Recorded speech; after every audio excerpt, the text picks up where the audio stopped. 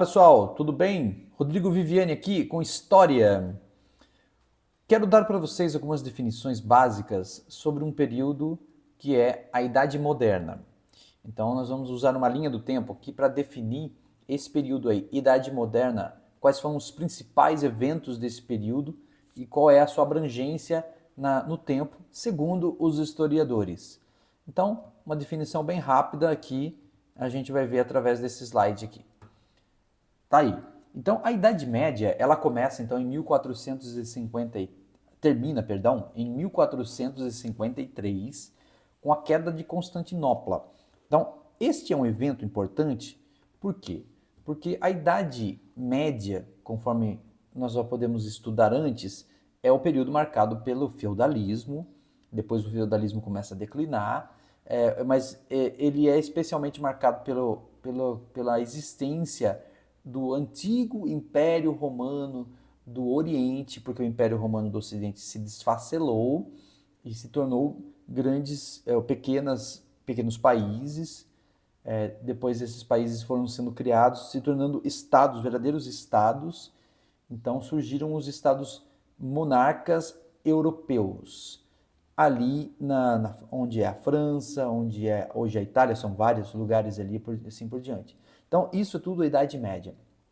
Né? Depois o fim do feudalismo, começa a decair o feudalismo, vai marcar o fim da Idade Média. Mas por que 1453, especialmente, essa data é marcante? Porque nesse período deixou de existir o antigo Império Romano do Oriente, também conhecido como Império Bizantino, né? Marcado pela queda de Constantinopla, a última cidade importante que estava ainda na mão desse império aí, o antigo Império Romano do Oriente. E quem derrubou ele? Foram os sultões do Império Otomano, Turco-Otomano. Então surgiu um novo império no mundo. E esse império já é o império do mundo moderno. E tanto é que ele durou até o final da Primeira Guerra Mundial. Então, o Império Turco-Otomano, certo? Então, isto marca o início da Idade Média. Mas não é só isso. O início da Idade Moderna. Mas não é só isso, né? Porque a Idade Moderna também tem outras marcas diferenciadas. Por exemplo, surge o mercantilismo. Nós estamos vendo aqui na imagem, né? Então, o mercantilismo, o que é? É aquele período onde as nações europeias começam a enxergar para fora da Europa. Elas começam a querer aumentar, ampliar, buscar riquezas, recursos naturais em outro lugar. E aí eles descobrem o oceano também. Então, junto com o mercantilismo, que era um movimento onde dizia que as nações eram ricas por terem mais ouro, mais dinheiro e assim por diante, então você tem a busca por isso fora da Europa, então surgem as grandes navegações. Também é marcado o início da Idade Moderna com o renascimento cultural, depois a Reforma Protestante e tem a Contra-Reforma também. Então mudanças na Igreja Católica, e surge também outras religiões não católicas por causa da Reforma Protestante. As nações parte por um estilo de governo monarca absolutista. Isso é a maioria das coisas na Europa, tá? E temos a expansão marítima, então.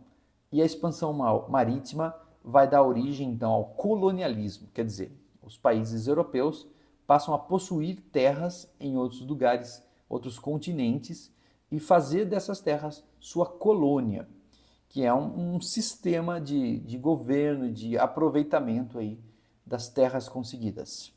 Então, isso tudo é a história do começo da Idade Moderna. Essa é a primeira parte. A segunda parte vai surgir, então, o capitalismo industrial. Né? Então, assim, o mercantilismo começa a perder um pouco o sentido. Então, essa questão de guardar ouro e assim por diante começa a perder um pouco do sentido, mas vai surgindo um novo estilo de capitalismo, né? Muito por causa dos burgueses, né, que emergiram no começo também da Idade Moderna, no final da Idade Média e começo da Idade Moderna, e esses burgueses, então, uma nova sociedade rica, é o que dita as normas do capitalismo industrial. E eles começam a fazer vários tipos de revolução, e essas revoluções vão dando origem a novos poderes, né? Então, os nobres começam a perder o poder, e quem começa a entrar no poder são os burgueses. Também, hoje, nós chamamos eles de capitalistas. E por que capitalismo industrial? Por causa das revoluções. Começou com a Revolução Inglesa do século XVII, também a Revolução Puritana, a Revolução Gloriosa. Então, algumas revoluções entram na Inglaterra. Então, a Inglaterra foi a primeira a revolucionar e o poder ficar na mão realmente dos burgueses.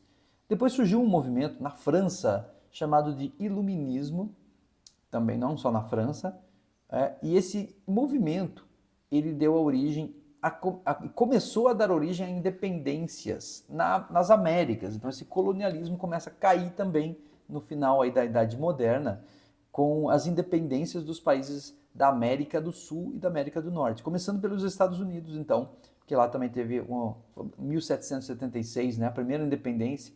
Depois veio caindo tudo, né? Os europeus começaram a perder todas essas colônias aí, e inclusive o Brasil, mas o Brasil tem uma história um pouquinho diferente aí, né? Com isso também surgiu a Revolução Industrial, começando pela Inglaterra e se estendendo também para os Estados Unidos depois. Então essas revoluções tornaram o mundo capitalista industrial, né? Mas o fim da Idade Moderna, então, é 1789, quando houve a Revolução Francesa.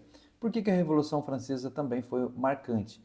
Porque o fim da Idade Moderna ela se dá quando realmente os burgueses são os poderosos do momento.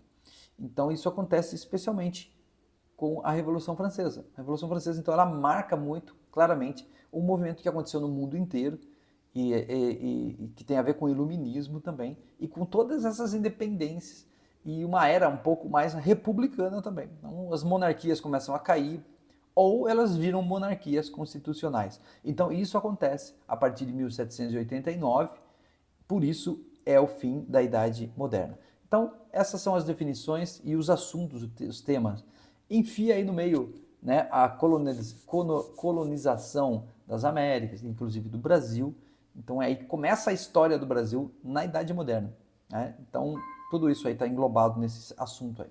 Beleza? Então, agora que demos uma ideia geral da Idade Moderna, vamos estudá-la. Valeu, até mais!